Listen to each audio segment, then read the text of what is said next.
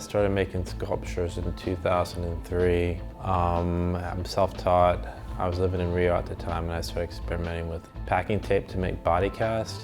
Yeah, I did some different tests and stuff like that, and ultimately I ended up using like plastic wrap as a base layer and then putting tape on that, and then I could create molds of anything, including humans, including myself. From there, I just kind of developed a lot of other techniques and skills to end up making guys like this. The basic process is just get a model and you wrap them up in plastic wrap, put tape on it, cut them out, and tape it back together.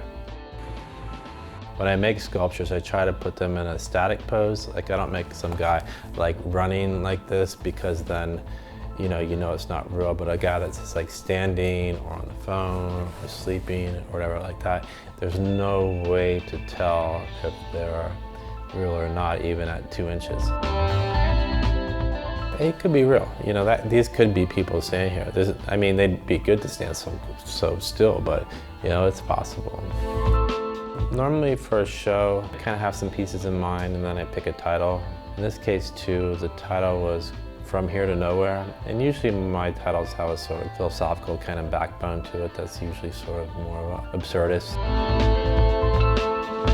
The characters are always sort of kind of lost in their space, but I think especially indoors, there is that extra sort of like vacancy there, because when I started doing street art, everything had a kind of context to it, the outdoors, whereas inside, it's like this giant eraser took away everything around it, and so the sculpture's just kind of left there with this sort of like identity complex, maybe.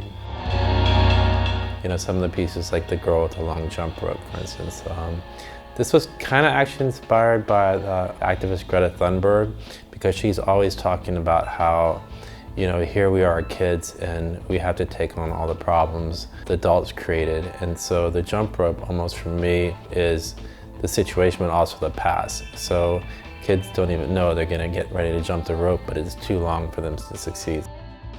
I like that the pieces can get inside someone's head and bounce around and there's no resolution to it. Put something in someone's brain that's gonna really kind of get to that deeper psyche, because I think in these times we live in, people need to be thinking more deeply. I think all my work, there's definitely kind of there's a kind of a humor to it.